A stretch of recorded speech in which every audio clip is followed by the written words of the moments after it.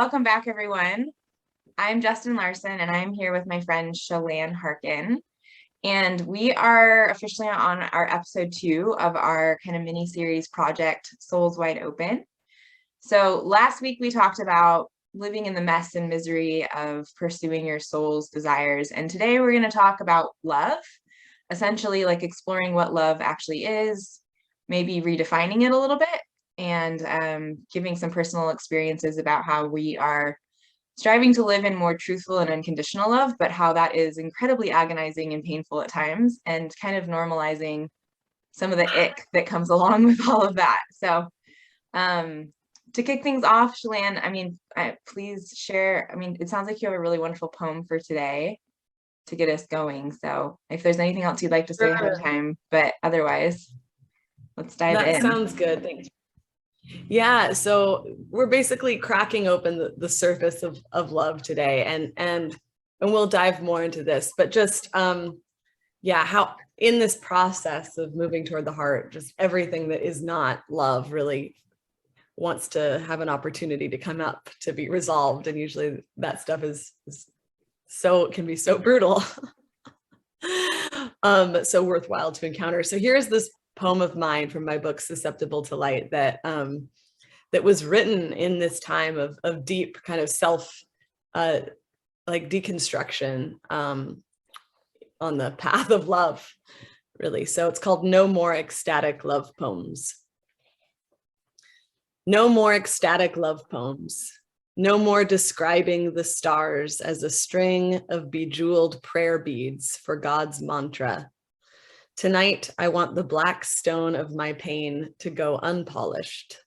No more convincing you to adore my shards of light, the ones too sharp to get close to. Tonight, my poems are not divine love songs. My heart is a wolf yowling at the cold, unreciprocating moon. Yeah.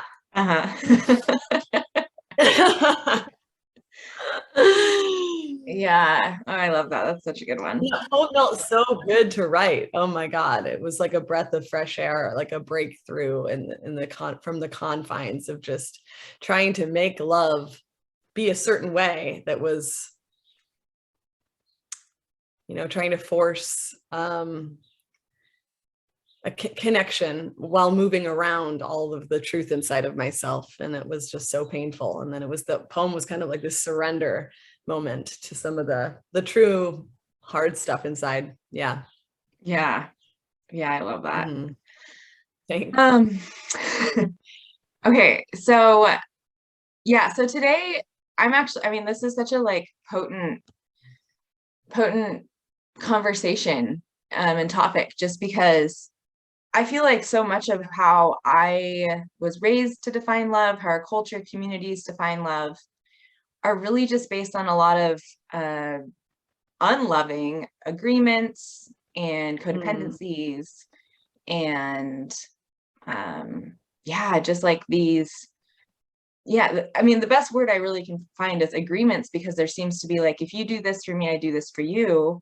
If you love me completely, I'll always make sure you feel needed. If you take care of me financially, I will, always be there for you. And these things are very like subterranean, like they're not on the surface in the way that we, when I vocalize them like that, it sounds like they might be really obvious, but they're so not. And so,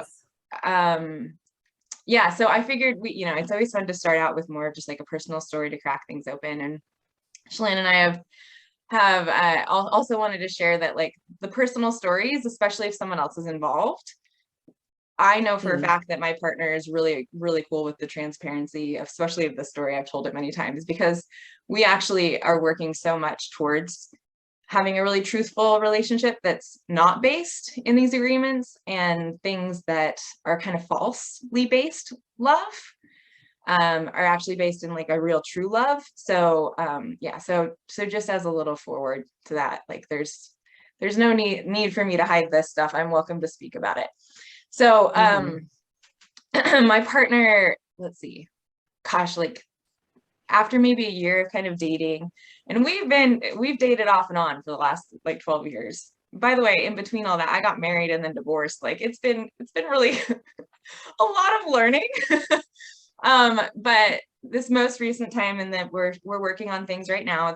We've been together for 2.5 years, but maybe 2 years ago, I don't know, a year and a half ago or so, my partner called me and he said, Justin, I don't know if I love you or if I'm with you just so that I don't feel lonely. And and like at this point, I was like, I'm so deeply in love with this human. And so I instantly went into like massive rage. Just like, I mean, I of course just hung up the phone, not sure how to respond. Because of course we had been like creating a situation where this honesty needed to exist. And so this like story or this this came out and I needed to just like go take my own time. I went into a ton of rage and like, oh, screw him, he doesn't deserve me. Well, fine, I'll just leave. And then it took me like kind of like passing through all of those emotions and feelings to kind of go, okay, well, what's my truth? Well, my truth was that I still really wanted to be with him and I still really loved him. So I needed to not act from like this place of like defensiveness and anger and like wanting the agreements to be there no matter what, but like let the truth of the situation exist. And the truth was that he wasn't sure, but I was still sure, and I still wanted to be with him. So like if I broke up with him, I actually wouldn't be acting from like my heart, even though it felt like the right thing to do. Wow. And so Oh, so that's such a, can I just say, like, what an awesome distinction you just made? Because there's so much of that, like thinking we're supposed to operate in these certain ways relationally. If somebody does this, we have to respond this way. That's not necessarily genuine. So really cool point you made. yeah, and like my the way I've always kind of fallen back onto like how should I respond is like, is he being loving? And actually he was being very loving because he was telling me the truth. And like a lot of people have those thoughts, like, am I actually really in love with this person, or am I just like avoiding loneliness? Like he was just being open and truthful with me. So like he was being loving, even though it felt very, very painful and like super unloving. And so for me, I had to like let myself go through the like, oh, he's being loving. This sucks. But like we gotta like see what really comes of this. And of course, a few days later, he's like, actually, I'm good. Like, I'm really happy I'm in this. I do love you. I just was having a moment and here we are. So that was a huge transition point for me in being willing to live in true love versus like the demands of agreements and protecting myself from feeling things. And being in a relationship kind of based on that. Yeah. Awesome.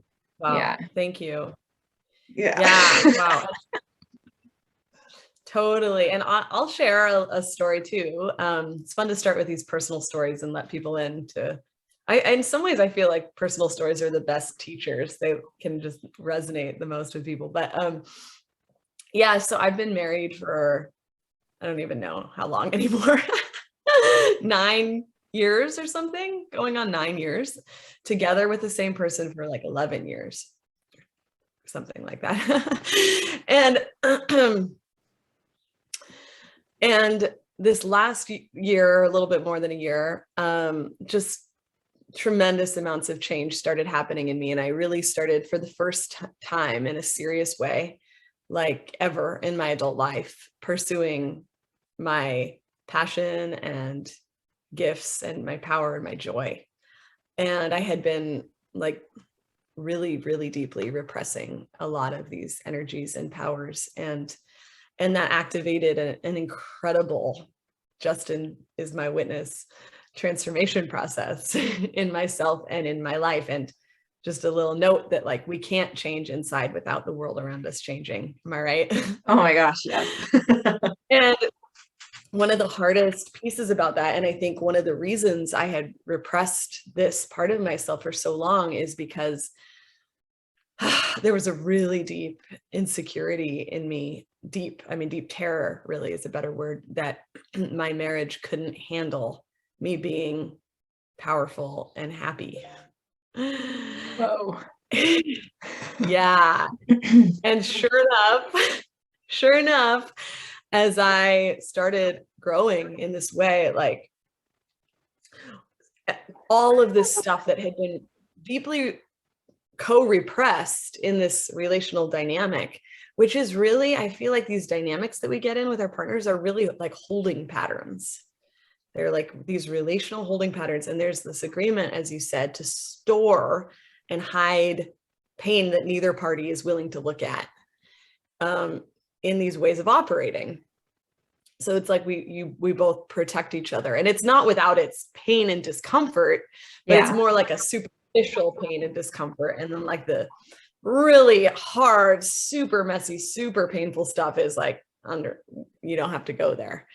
And so all of that stuff that we've been, committedly avoiding for over a decade was like, boom, right there with us to move through or to look at anyway. And so it's just, there's not like a tidy wind up. I'm not like at a clear, like, and we worked through it, now it's all good point. Like we are in the woods. We are lost in the woods.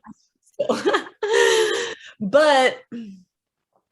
But at the same time, even though it's been the hardest time in this relational history, it's also been the healthiest, because it's been like purging this just stuck, swampy, unmoving energy. And so I think we would both say that we're grateful overall, and that anyway, so that's kind of just my story of where I'm at.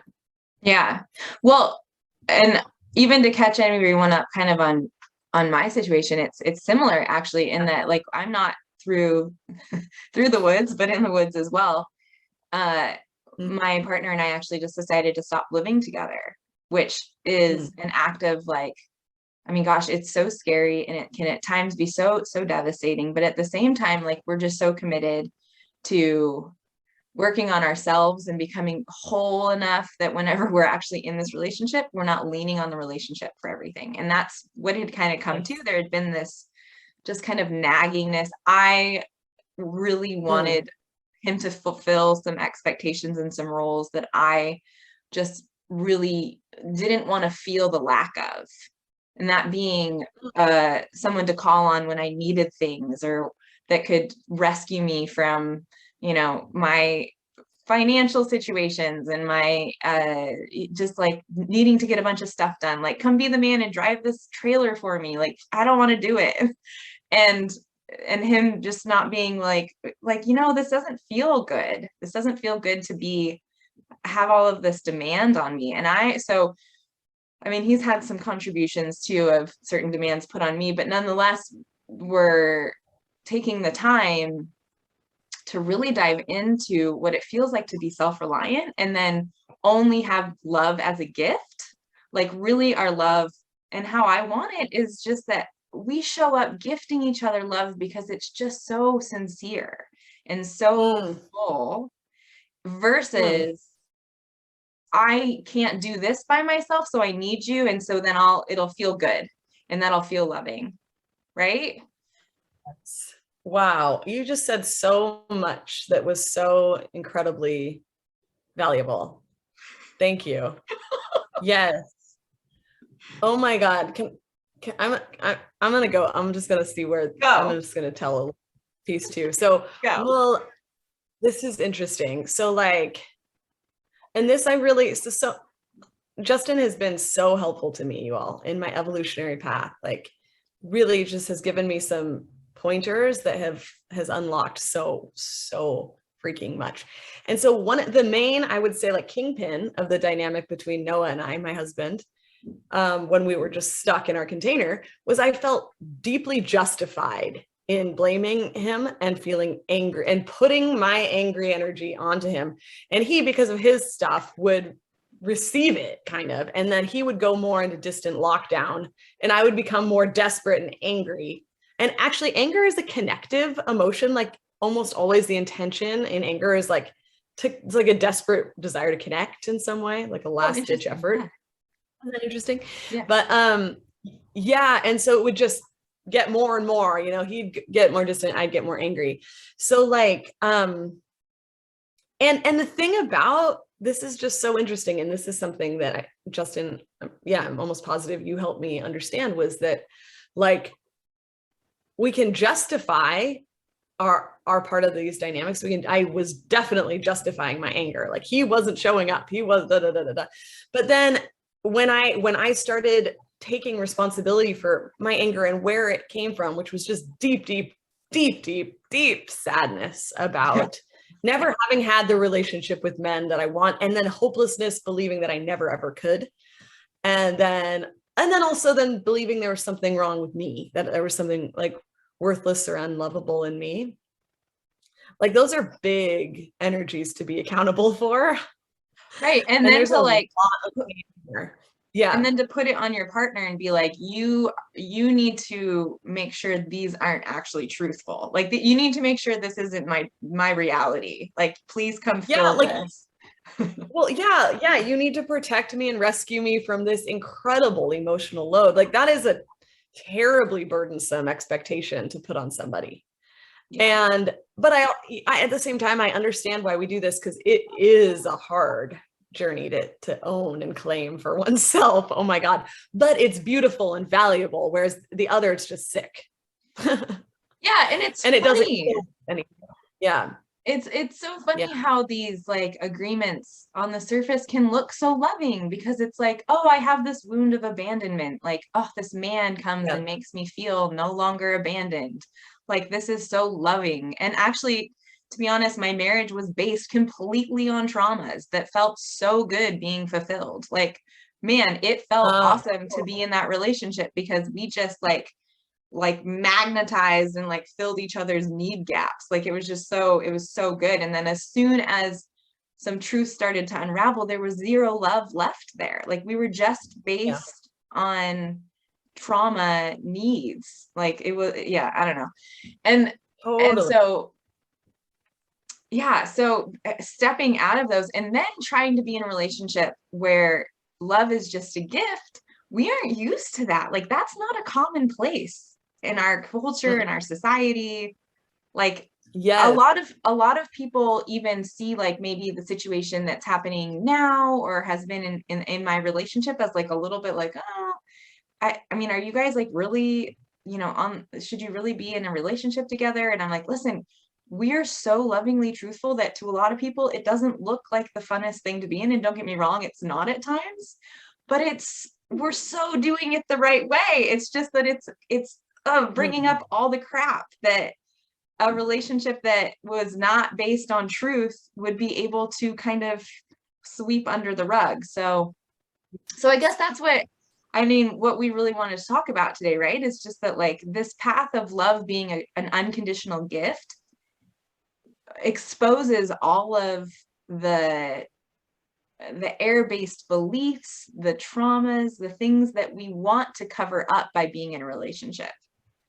Oh my God, totally. And I'm kind of interested to talk a little bit about like in the beginnings of a like romantic relationship, and just how often they're just they're really often based on power struggle. Like basically I'm a writer. And so I like to dive into these things. And I was recently writing about basically like this way of sort of like leveraging each other's pain by like, oh, I'm going to be the more powerful, protected one. And then that can bring out these like really like needy or desperate qualities in the other party. Then the other person in the powerful position just gets to put off or avoid. And it's not that they don't have them themselves. It's just like, it's this way of avoiding pain. And we hurt each other so much doing that. And I feel like that is a classic, like relational dynamic, this drama of pain coming up and then just not processing it. Like, God. Okay. Do you want to spin off of that at all? Well, I was just gonna, I mean, with the not processing it part for me is what, like, I mean, back to my original story when my partners told me that, he wasn't sure if he wanted to be with me based on love or just like an avoidance of being lonely. And the anger and stuff I went into, like I could see myself at a point where it was like, either I stay with the anger and I'm locked up in it and I'm frustrated and I tell myself the story that I don't deserve this and that he should love me no matter what. So would have been what it would have happened had I not processed those emotions. But I know that anger is just a capping emotion, which we're going to talk about more next week, right? With anger. So it's just a capping emotion. And there was going to be something underneath that far more truthful, but also far more painful, which was going to be like the grief of him not loving me. So as soon as I let myself step into that, then I just started to clear through it. And then the more you flow through processing those things, you realize actually it has nothing to do with him. I just deeply want to be loved no matter what by the man that I'm with. And it's kind of an icky demand, actually. And so I actually had no place for his truth in that. And letting him go through the motions that he needed to. I was willing to just like destroy the relationship in the name of not being hurt. Versus actually like choosing to feel my emotions, choosing to take responsibility, and then coming to the like, which felt very odd conclusion of like, wait, I still love him. So I guess I'll just like see what happens here. So gosh.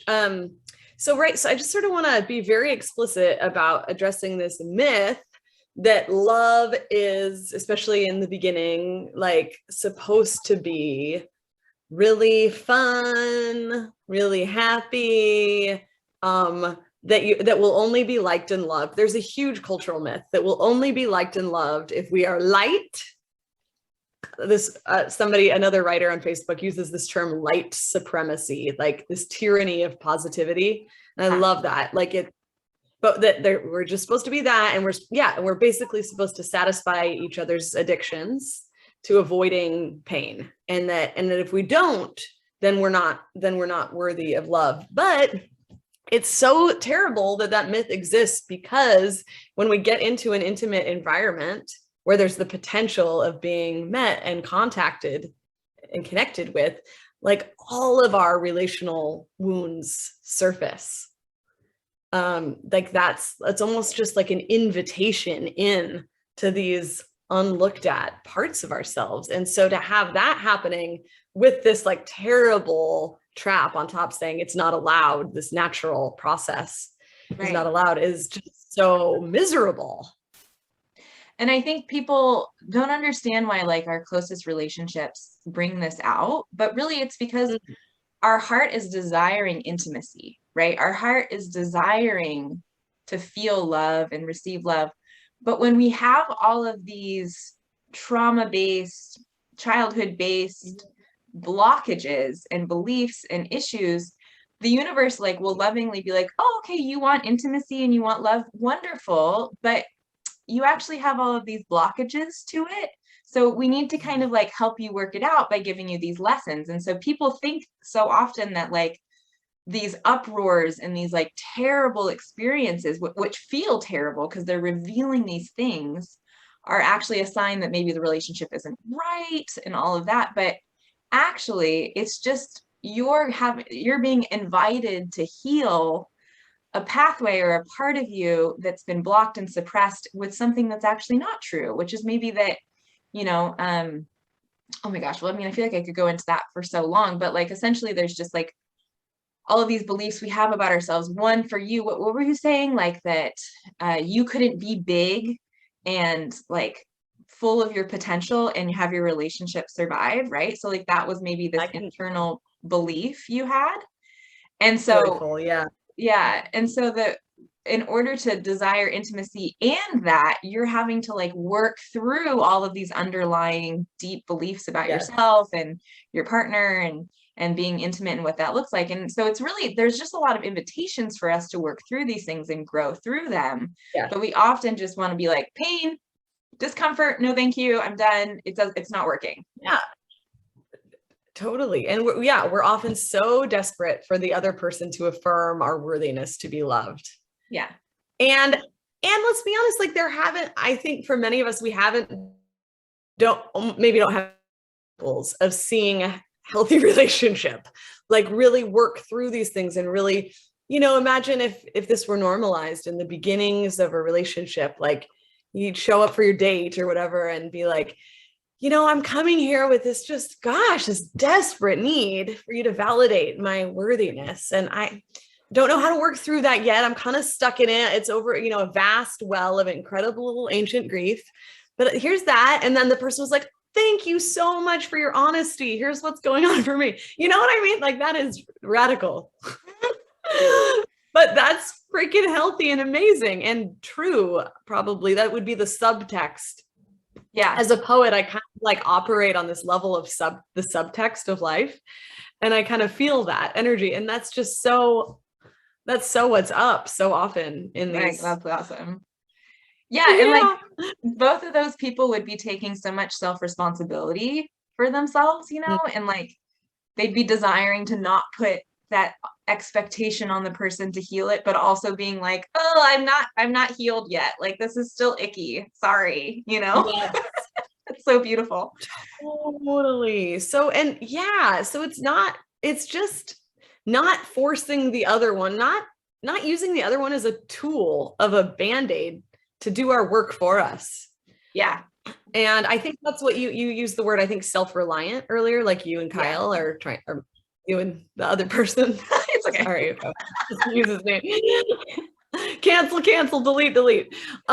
Anyway, and I think that's what you mean by self-reliant, right? I think sometimes we can hear words like self-reliant and think like, I don't know, there's sort of like this rugged individualism association there or something, but you just mean doing your work for you and then returning to the scene to be able to share in a healthier, more beautiful way. Yeah. And I think that one area that people may get a little bit confused, because we've really been talking about love, like true unconditional love, truthful love being painful at times.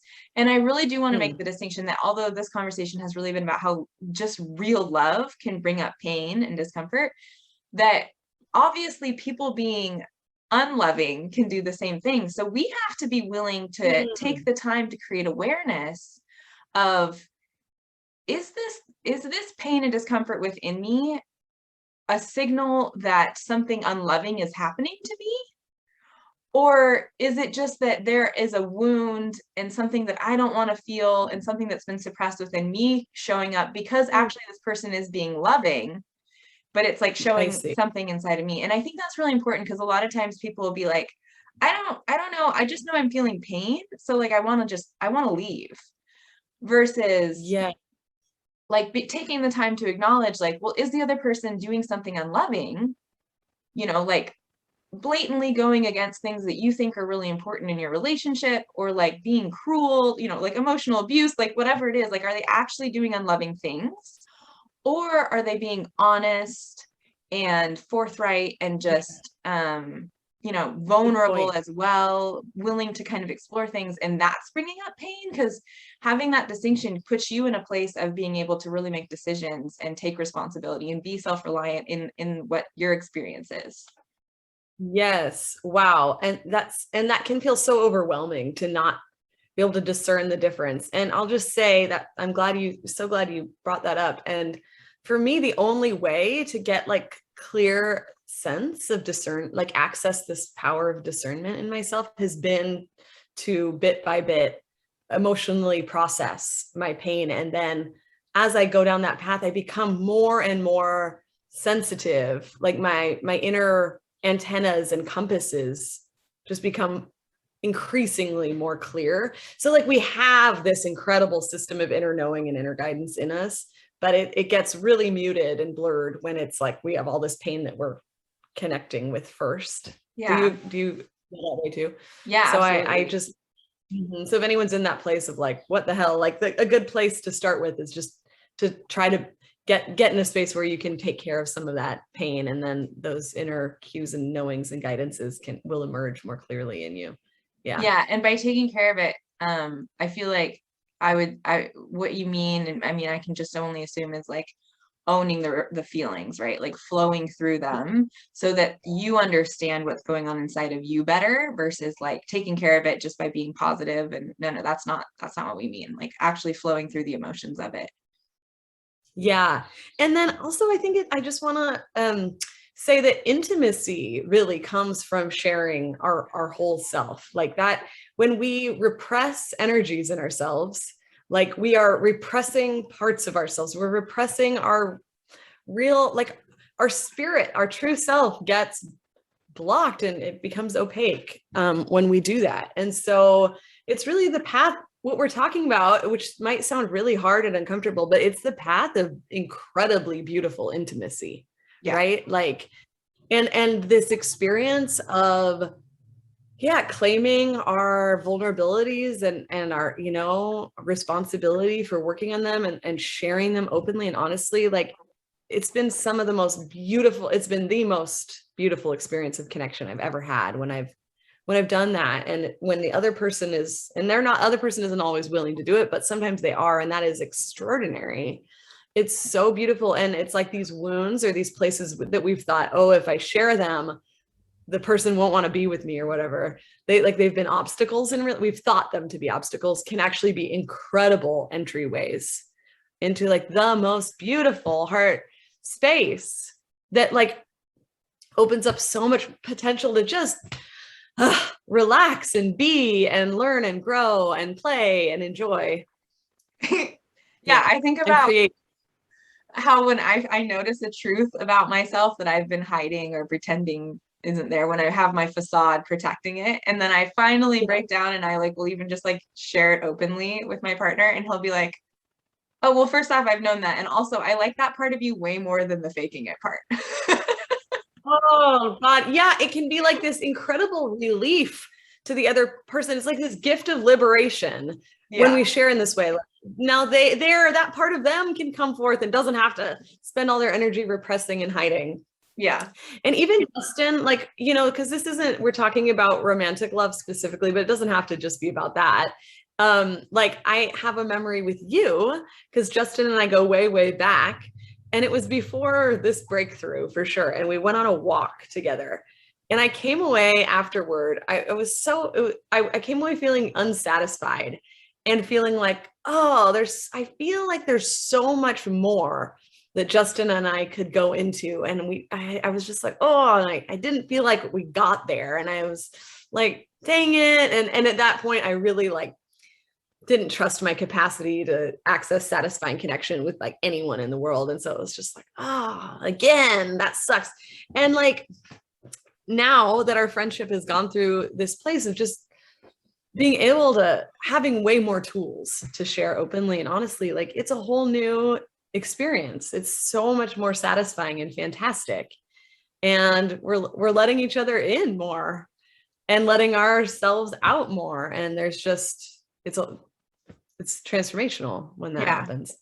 Yeah. Mm-hmm. And I mean, multiple times already, Chelan, you've like said that I've helped you with things, but I can't even begin to tell you how many times your vulnerability and your willingness to just like break down in front of me and like pursue the things you have in the face of like so much pain and discomfort has been like, oh my God, like I get like taken aback by that. And the intimacy of a friendship where you can experience each other doing that, support each other doing it, and then just like come together understanding what you're working on. I mean, right, friendships can do that, intimate romantic relationships can do that. And so I wish that everyone could find a partner that they could do that with, but the truth is you do just have to start with yourself, and you can't put that expectation on the other person to be willing to go there. But it really is such a beautiful union when two people are willing to be that vulnerable. Yeah, totally. And I just, one more point too, like I've noticed like sometimes in this marital journey, I have so much, I've seen patterns over time. And often when I decide, I have this idea that I project onto him that he's completely unwilling to do the work, like I often get really despondent about him.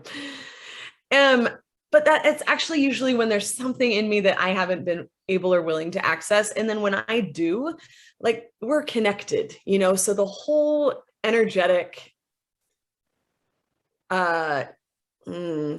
container that we've had, like it shifts when one person decides like, I'm just going to take care of whatever is in me and down here. Like like it has this powerful impact of changing the quality of relationship when even just one partner decides to do that work. You know what I mean? Absolutely, for sure. Well, your experience So has we don't greatly have to changed. wait. Yeah. We don't have to wait for the other one to be willing to do it with us. Like we just have to claim it and go and experiment. That if we take care of these deep-seated things, that maybe something will shift for the more beautiful in the relational field. And even if it doesn't, that's secondary because it'll have shifted in ourselves and we'll feel more connected, more whole, more empowered, all of it. Yeah. Yeah, this is a good podcast. This is a good chat. I'm really, really pleased with everything we chatted about. Me too. Is there anything else on your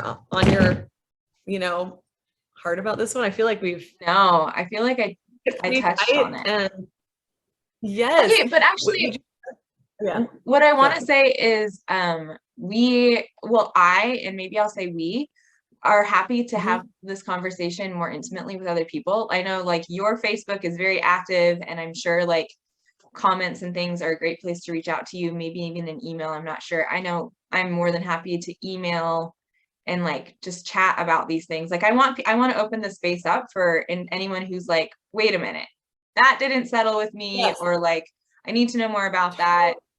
Comments below on the YouTube. Like, I just really want to encourage that, because it's one thing to be unlocked in like hearing it, but to like then like ask your own questions is so important. So I really want to encourage anyone who's desiring that to please feel open, or feel, you're more than welcome to.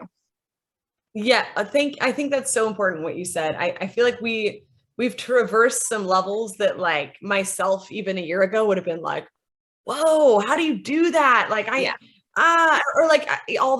might have opened up a lot of questions. I feel personally it's too much for me to get emails about questions like that, but I would love, what do you think about this possibility? If people have that, like letting us know, and then we could plan like a Zoom Q&A thing. And then we could get a group of people at once and it would be more dynamic. You and I could be together co-facilitating. Like that would really excite me. And then, because it would be more efficient too.